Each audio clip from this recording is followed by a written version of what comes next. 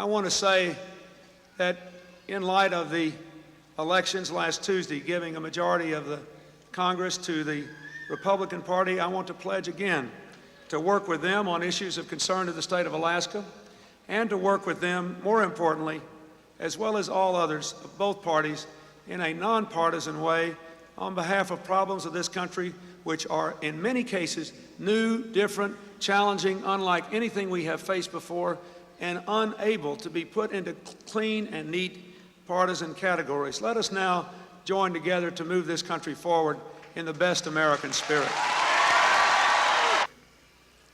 I'm on my way to Manila now to honor other soldiers, those who fought in the Pacific Theater during the Second World War, to recall those who left home and family for places they never heard of, places they could barely imagine, for dangers they certainly could not have imagined.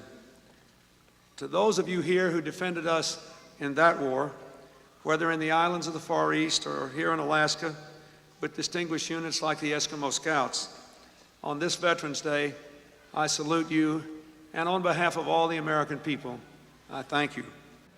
Being strong abroad and being strong at home are two sides of the coin we should have for America, and we should leave to our children. God bless you all, and God bless America. Thank you.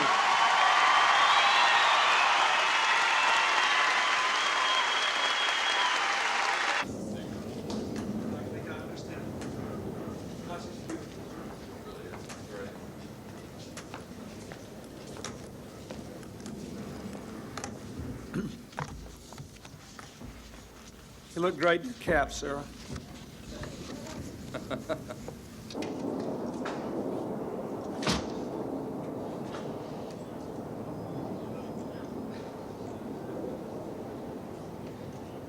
From the beginning of our administration, we have worked to build greater security for America, to spread prosperity and democracy around the globe, and to usher in a new age of open markets. We are tearing down the old walls which have existed for so long between domestic and foreign policy in our country, forging a strong recovery here at home by expanding opportunities for Americans around the world. This strategy must include breaking down trade barriers, opening markets, and increasing our exports, because export-related jobs pay significantly more on the average than those which are not related to exports. In the coming weeks, we'll have the opportunity to put into place three crucial building blocks of this strategy: by working with Congress to pass the GATT agreement, by strengthening our ties to the dynamic economies of the Asian-Pacific region, and by continuing to forge a partnership for peace and prosperity here in our own hemisphere. For decades, we have concentrated our international economic efforts on the mature and strong economies of Europe and Japan. They will remain our close allies, our key competitors, our critical markets. But the new century demands a new strategy, and that's where this trip fits into the picture.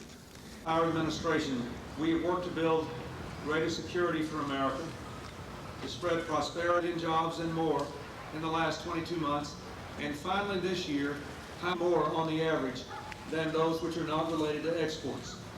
In the coming weeks, we'll have the opportunity to put into place three crucial building blocks